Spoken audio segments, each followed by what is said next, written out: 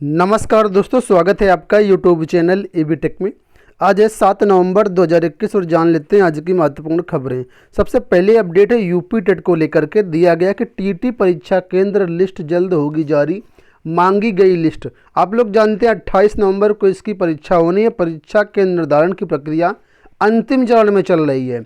सचिव परीक्षा नियंत्रण प्राधिकारी संजय कुमार उपाध्याय ने 8 नवंबर तक केंद्रों की सूची मांगी है। सभी मंडलीय संयुक्त शिक्षा निदेशकों और जिला विद्यालय निदेशकों को प्राथमिकता के आधार पर राजकीय और सहायता प्राप्त विद्यालय महाविद्यालयों को ही परीक्षा केंद्र बनाए जाने के दिशा निर्देश दिए गए हैं। और अगर कोई विश्वविद्यालय इसमें सहमति दिखाता है तो विश्वविद्यालय को भी परीक्षा केंद्र बनवाया जा सकता है। तो 8 नवंबर तक जो सूची मांगी गई है, उम्मीद है कल तक सूची आ जाएगी। आपको बता दें कि यहाँ पर करीब 13.5 लाख अभ्यर्थी प्राथमिक स्तर की परीक्षा देंगे, जबकि लगभग 9 लाख अभ्यर्थी जो है जूनियर स्तर की परीक्षा देंगे। टीटी आजीवन मान्य, उसके बाद यहाँ पर रिकॉर्ड जो आवेदन हुए हैं। वीडियो में आगे बढ़ने से पहले आप सभी को बताना चाहेंगे कि चक्षु पब्लिकेशन द्वारा यूपी टेट 2021 के लिए प्राइमरी लेवल के लिए शानदार गाइड पुस्तक जारी की गई है, जिसमें संपूर्ण जो है आपका सिलेबस कवर किया गया है। और इस पुस्तक में 3000 से ज़्यादा चैप्टर वाइज इंपॉर्टेंट क्वेश्चन दिए गए, व्याख्यात्मक रूप से संपूर्ण थ्योरी है। 2 प्रीवियस ईयर पेपर्स भी यहाँ पर सॉल्व करके दिए गए। और सबसे महत्वपूर्ण बात दोस्तों, यहाँ पर आपको पूरा एनालिटिक्स चार्ट दिया गया है। 2013 से लेकर के 2020 तक जितने भी यूपी टेट परीक्षाएं हुई हैं, उसमें किस टॉपिक से कितने कितने प्रश्न पूछे गए, उसका पूरा एनालिसिस आपको मिल जाएगा। इस तरीके से आप अपनी तैयारी को और अच्छा बूस्ट कर सकते हैं। कम समय में तैयारी करने के लिए बहुत ही शानदार पुस्तक है। गाइड बुक के अलावा इनकी अलग अलग विषयों की भी बुक्स आती हैं, चाहे तो इनको आप अलग अलग भी परचेज कर सकते हैं। इसके अलावा इनका प्रैक्टिस सेट भी आता है, जिसमें 10 प्रैक्टिस सेट आपको मिल जाएंगे। ये सभी पुस्तक आपको नज़दीकी बुक स्टॉल पर भी मिल जाएंगी। इसके अलावा ऑनलाइन भी मिल जाएंगी। अगर आप ऑनलाइन परचेज करना चाहते हैं तो लिंक इसी वीडियो के डिस्क्रिप्शन में दिया गया है। वीडियो में बढ़ते हैं आगे और देखते हैं नई शिक्षक भर्ती के बारे में। लिखा है रिक्त पदों के आकलन में अटकी प्राथमिक शिक्षक भर्ती। बेसिक शिक्षा परिषद के प्राथमिक स्कूलों में रिक्त पदों का हलफनामा दे चुकी सरकार नई भर्ती के पद विज्ञापित नहीं कर रही है।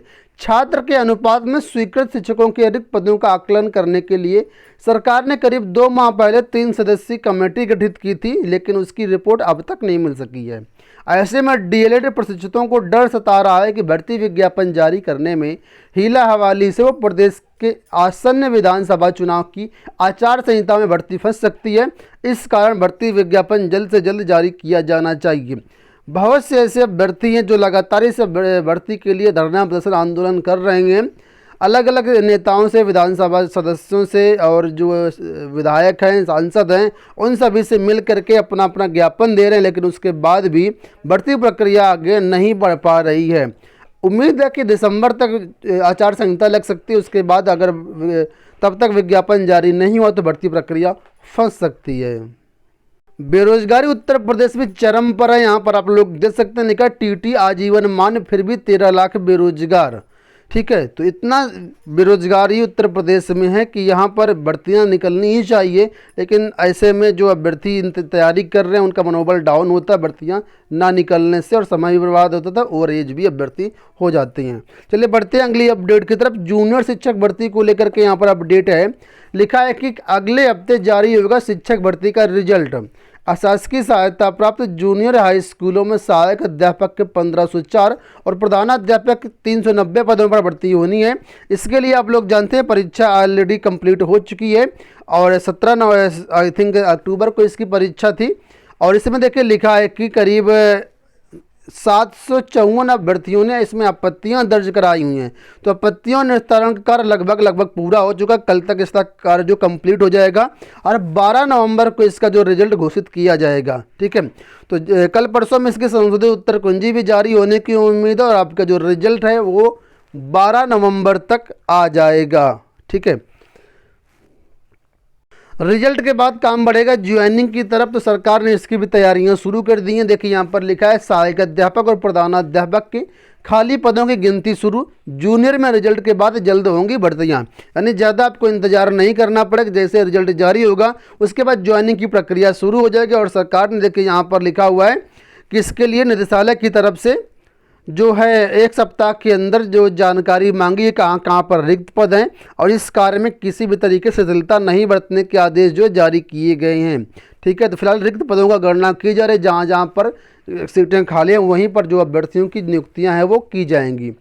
बढ़ते हैं अगली अपडेट की तरफ। यहाँ पर अपडेट है फ्री स्मार्टफोन और टैबलेट वितरण को लेकर के लिखा है, इस महीने से शुरू होगा टैबलेट व स्मार्टफोन का वितरण। युवाओं को राज्य सरकार की ओर से निःशुल्क टैबलेट व स्मार्टफोन का वितरण इसी महीने के अंत से शुरू हो जाएगा। शनिवार को उच्च स्तरीय बैठक में मुख्यमंत्री योगी आदित्यनाथ के अधिकारियों को दिशा निर्देश दिए कि वह पात्र युवाओं की सूची जल्द तैयार करे। विश्वविद्यालय, degree college, engineering college, polytechnic संस्थान, ITI, पैरामेडिकल व नर्सिंग कॉलेज सहित कौशल विकास से जुड़े युवाओं को यह तोहफा दिया जाएगा। ऐसे में युवाओं की संख्या करीब 68 लाख से 1 करोड़ के बीच है। राज्य सरकार करीब 3000 करोड़ रुपए इस योजना पर खर्च करेगी और उम्मीद है कि अगले हफ्ते फिर इसी महीने के अंत तक जो है यहाँ पर सूची मिल जाएगी और स्मार्टफोन वितरण शुरू हो जाएगा। यूपी पीजीटी को लेकर के एक बड़ी अपडेट यहाँ पर निकल के आ रही है। लिखा है, पीजीटी साक्षात्कार में उपस्थित के पेज ने छीना मौका। प्रवक्ता संवर्ग में कला विषय की प्रतियोगी सुरभि भट्ट लिखित परीक्षा में 369.71 अंक पाने के साथ दूसरा स्थान हासिल कर साक्षात्कार के लिए चयनित हुई। तय तिथि पर उन्होंने उत्तर प्रदेश माध्यमिक शिक्षा सेवा चयन बोर्ड में साक्षात्कार दिया, लेकिन चयन बोर्ड में अनुपस्थित दर्शाकर के जो इंटरव्यू में है वो 0 अंक दिए गए हैं, जबकि साक्षात्कार के अंक को मिलाकर के 369 से काफ़ी कम अंक पाने वालों का जो चयन हुआ है उनके लिखित परीक्षा में केवल 369.7 अंक हैं। तो इन्होंने इंटरव्यू दिया, लेकिन चयन बोर्ड ने इनको इंटरव्यू में वह 0 अंक दिया और इस तरीके से ये चयन बोर्ड से मतलब चयन से बाहर हो गई। अनुपस्थिति दर्ज हुई है इनकी इंटरव्यू। इस तरीके से बहुत सारे अभ्यर्थियां जो इंटरव्यू दिए हैं लेकिन उनकी अनुपस्थिति चढ़ी हुई है और ये अभ्यर्थी फाइनल सेलेक्ट नहीं हुए हैं। तो इन्होंने चयन बोर्ड को ईमेल के जरिए अपना प्रत्यावेदन भेजा, लेकिन इसकी अभी तक कोई सुनवाई नहीं हुई है और उन्होंने कहा है कि अगर हमें न्याय नहीं मिलता तो फिर कोर्ट का दरवाज़ा खटखटाएंगी।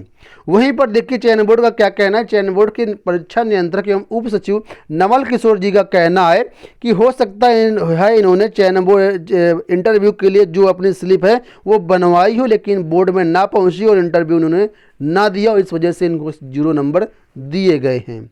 चलिए बढ़ते हैं अगली अपडेट की तरफ। यहाँ पर पुलिस भर्ती परीक्षा को लेकर के अपडेट है।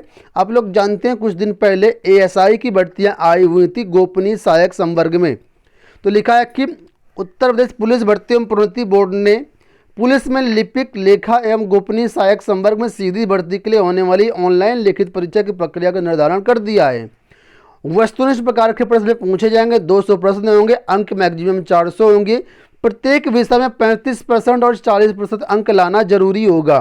तो डिटेल्ड यहाँ पर देखिए चीज़ें दी गई। लिखा है कि यह परीक्षा 2.5 घंटे की होगी। परीक्षा में सामान्य हिंदी व कंप्यूटर ज्ञान से संबंधित 50, सामान्य जानकारी व सामायिक विषय के 50, संख्यात्मक योग्यता परीक्षा और मानक परीक्षा योग्यता के 50, मानसिक अभिरुचि, बुद्धिलब्धि परीक्षा व तार्किक परीक्षा के 50 प्रश्न होंगे। इस प्रकार परीक्षा में 200 प्रश्न पूछे जाएंगे, जिसके लिए अधिकतम 400 अंक तय किए गए हैं। बात करेंगे असिस्टेंट प्रोफेसर भर्ती परीक्षा के बारे में। तो असिस्टेंट प्रोफेसर भर्ती परीक्षा के लिए जो प्रवेश पत्र हैं वो जारी कर दिए गए हैं। दूसरे चरण के लिए 13 नवंबर को इसकी परीक्षा होनी है और दूसरे चरण के लिए जो प्रवेश पत्र हैं वो जारी कर दिए गए हैं। इसके पहले जो परीक्षा 30 अक्टूबर को हुई 16 विषयों की, तो फिलहाल दूसरे चरण की परीक्षा होनी है 13 को। इसमें 18 विषयों की परीक्षा होगी और बहुत से ऐसे अभ्यर्थी हैं जिनके एडमिट कार्ड जारी नहीं किए गए। एडमिट कार्ड में त्रुटियां, ऐसे अभ्यर्थी लगातार धरना प्रदर्शन कर रहे हैं। देखिए यहाँ पर लिखा है प्रवेश पत्र में गड़बड़ी के खिलाफ धरना प्रदर्शन। कुछ ऐसे अभ्यर्थी हैं जो कि मेल है उनमें फीमेल चढ़ा हुआ है, कुछ ऐसे जो फीमेल्स हैं उनमें एडमिट कार्ड में मेल लिख करके आया है। इस तरीके से कई अन्य विसंगतियाँ हैं। बहुत से अभ्यर्थियों के एडमिट कार्ड भी जारी नहीं किए गए हैं। तो ये अभ्यर्थी लगातार धरना प्रदर्शन कर रहे हैं। बीएड में डायरेक्ट एडमिशन की प्रक्रिया शीघ्र ही शुरू हो रही है। पूल काउंसलिंग के बाद भी सीटें नहीं भर पाएंगी और कल यानी 8 नवंबर से जो है आपकी डायरेक्ट एडमिशन यहाँ पर शुरू हो रहे हैं। जो भी अभ्यर्थी इंटरेस्टेड हैं, करीब 1,15,000 सीटें खाली हैं और ये अभ्यर्थी अब डायरेक्ट एडमिशन ले सकते हैं। वहीं पर जो अभ्यर्थी डीएलएड करना चाहते हैं उनमें डीएलएड के भी करीब 1,32,000 सीटें खाली हैं और इनमें भी डायरेक्ट एडमिशन की प्रक्रिया कल से प्रारंभ हो रही है। प्रक्रिया 13 नवंबर तक चलेगी। जो भी अभ्यर्थियां डायरेक्ट एडमिशन ले सकते हैं। अल्पसंख्यक संस्थाओं में जो है बीएड में एडमिशन को लेकर काफ़ी शिकायतें सरकार को मिल रही है। इस वजह सरकार ने यहाँ पर एक नई व्यवस्था की है। लेकिन अल्पसंख्यक संस्थाओं में 50% सीटों पर राज्य प्रवेश परीक्षा से होंगे दाखिले। अल्पसंख्यक बीएड संस्थानों की 50% सीटों पर दाखिले राज्य प्रवेश परीक्षा के जरिए होंगे। यदि संस्थान राज्य प्रवेश परीक्षा के छात्रों को प्रवेश नहीं देते हैं तो उन्हें प्रवेश परीक्षा करानी होगी और छात्रों के सत्यापन के लिए संबंधित ब्यौरा जो है विश्वविद्यालय को भेजना होगा।